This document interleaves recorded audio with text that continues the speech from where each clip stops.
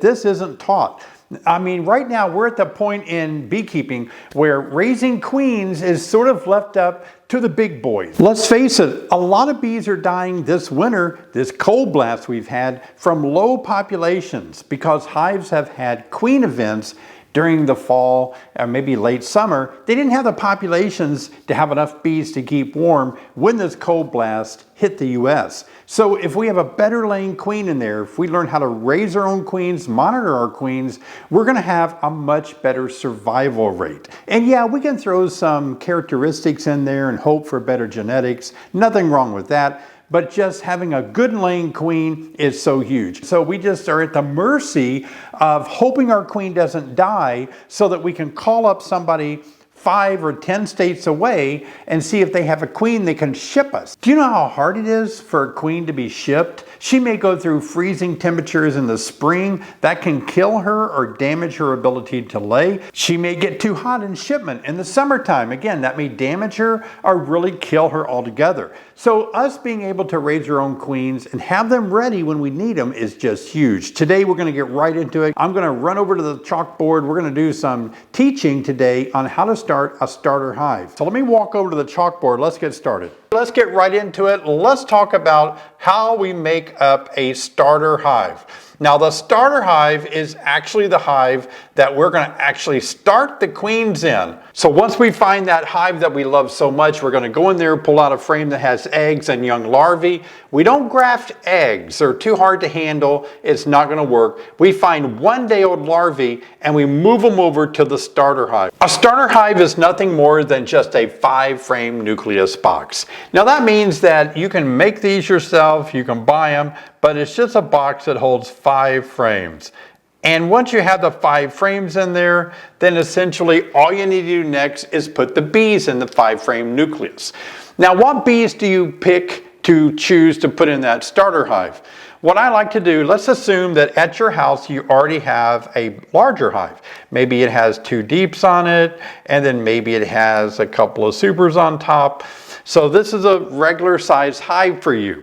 Now what you can do is you can simply go to this hive that's probably in the month of, whatever month your hive is very populated and they're raising a lot of brood. You go to your big hive, you pull out some frames of open brood. That's important because what we're going to do is we're going to gather nurse bees to put into our starter hive. Nurse bees. Nurse bees are usually between the ages of 6 to 12 days old, and that is the right age that they are to make royal jelly. They need royal jelly to feed the grafts that you're going to put in the starter hive. So this is your starter hive right here, and this is your big hive. Maybe you just have 1 hive. Now, if you're fortunate enough to have a couple of more hives, and you can benefit by raising a lot more queens if you have more than just 1 hive. Not important if you just want to raise a small amount of bees. But let's assume you just have 1 hive right now. So you're going to go out there and you're going to find open brood. What is open brood? Open brood are frames that have visible eggs and larvae. Here's a frame that has very young larvae at the bottom and some eggs on top. So nurse bees are required to keep feeding, and you can see these bees that have their heads stuck down in the cells. They're actually feeding that larvae. That means that it's not capped over. Capped over brood is pupae, so you don't want to actually bother with pupae. But you go out here to these open brood frames. Now you pick them up and you take a bee brush and you actually brush them into your starter hive. Now by brushing nurse bees into your starter hive, they're going to stay there. I usually brush them in there and then keep a lid on it. So I may actually go through 3 or 4 open brood frames until I have enough nurse bees in my starter hive. You have to have nurse bees in the starter hive. Nurse bees produce royal jelly. Royal jelly is what all your grafts are going to eat in your starter hive. So that's why it's important that we have nurse bees producing royal jelly, so when we give our grafts to these nurse bees here, that they're going to feed them. for that first 24 hours. Now, how many nurse bees that you have in your starter hive really depends on how many queen cells you're gonna really want to put in there at one time. If I'm putting 45 in there, 15 on each of the 3 cell bars in the cell bar frames, I'm gonna need a lot of nurse bees that first 24 hours to do their job. But if I'm gonna just put maybe 4 or 5 in there, I don't really need that many nurse bees. Sometimes it's only 1 nurse bee that may be feeding that developing larvae. So you don't really need a ton, but it's insurance. And if you're raising a lot of queens, the more nurse bees that you have in your starter hive, the better queens they're gonna be. These queens that you're raising from your graft, that you're going to be grafting, we'll talk about that coming up, these queens really do have to be well fed. The larvae, when they start developing, have to be just fed by these nurse bees during this 24-hour period. So this starter hive, remember, this starter hive is only going to be used for 24 hours. That's how long you're going to keep the grafts in the starter hive. And then you're gonna move them over to your finishing hive. We'll talk about that in an upcoming episode. Today we're talking about the starter hive. Now this starter hive, again, it's just a 5-frame nucleus box. You can make your own, you can buy them. I've seen them for sale at all the major beekeeping stores, probably on Amazon, but I like to make my own out of plywood. And I have a metal top, or you make a wood top for them, something to hold your bees in there for 24 hours. Now, what makes up these 5 frames? So let's talk about the frames that are made up inside our starter hive. This is important. You have to have the right kind of frames in the starter hive. So let's just put our 5 frames here and let's start talking about them. Because these 5 frames are going to have the things that we need to make it all work out. You only have to really be concerned about making up 4 of the frames, because this center frame contains your grafts that you'll be dropping in here. So when I'm making up my 5-frame nucleus, and I'm brushing my bees, my nurse bees in my 5-frame nucleus, I really don't have any frames except the 2 on the outside wall. This one is an empty comb. It has nothing in it at all. It's just a drawn out empty comb. And so that's a place when I'm shaking my nurse bees into my 5-frame nucleus out in the yard from my big hive, it's a place for those nurse bees to kind of just sit on that comb as I shake more and more in there. I may also go ahead and have a frame of honey on the other wall, so when I shake my bees in, they can go to an empty comb, or they can start eating some honey when I'm shaking in my nurse bees. Now remember, this is our graft, so this really isn't going to be anything that we have to add. We're going to hold it so we can have a space to bring our grafting frame and put it right in the middle. So we have an empty comb. This allows bees to have a way to expand if they need to kind of spread out. And then we have a frame of honey. And right next to this frame here, guess what we're going to put? We're going to look in our big hive and we're going to put a frame of pollen. The reason that is because when bees are feeding the grafts that we put in, they definitely need to have honey or nectar, and they need to have protein. They need to have this good pollen so they can really take care of these grafts as well. And then over here, I have another frame of honey. Now, so you can see this is what the starter hive is made of. You leave a frame open or a blank space here when you first make it. That's where you're going to put your grafts. A frame of honey, a frame of pollen, an empty frame on one wall, and a frame of honey here.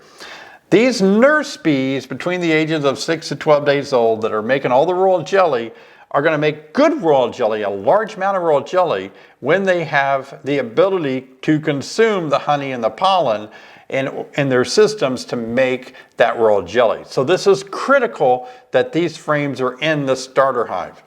So I usually make up my 5-frame nucleus starter hive generally 2 or 3 hours before I start grafting. And listen, when you make this starter hive up, you can have no open brood in there at all.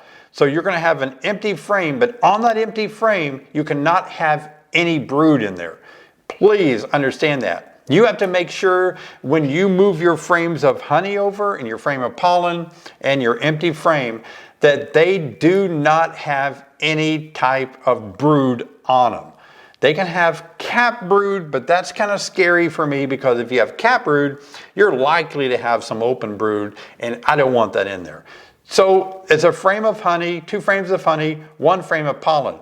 Now they can be mixed. Don't feel like you got to have a perfect frame with honey on both sides. It doesn't have to be. It can be half honey, half nectar. They're still going to consume the nectar.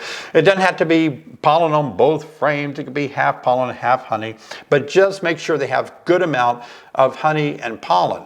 And one thing that is going to ruin your starter hive is a queen cell that's further along than your grafts, ready to emerge, or if you have a queen that you move over, like when you're moving a frame of honey and she happens to be on that frame, if you put the queen in your starter hive, nothing will take place.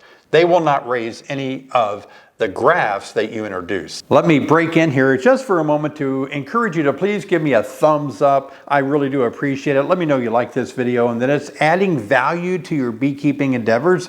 And as always, please hit the subscribe button. That will make Bobblehead David much happier. Let's get back to the video. So you have to be meticulous about making sure when you take a couple of frames of honey, or maybe 1 frame of pollen, couple of frames of honey, put them in here. And then you have an empty comb, empty frame that you're going to put in here, of drawn comb. The queen cannot be on that. All right. So let's just write that down so you make sure. Let me write it in red because I want you to know this is something you want to avoid at all costs. So you have to really be cautious about not putting in the queen or open brood. That cannot go in your starter hive. No queen, no open brood. Please do not let that take place in there because what you want is a queenless starter hive. That is so important. This starter hive has to be a queenless starter hive. Starter hive is queenless.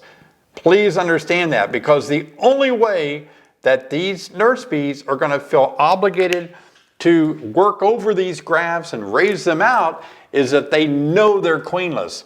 So there's a couple of things that we're doing to the starter hive to make them raise queens for us. Number 1, we're forcing them to be queenless. They're nurse bees, and like I said, I make them up a couple hours before I put my grafts in. Only takes a couple hours for these bees to know they're queenless because it's a small little nucleus. And the other thing that's important is about this hive is I put enough nurse bees in there, they feel a little crowded.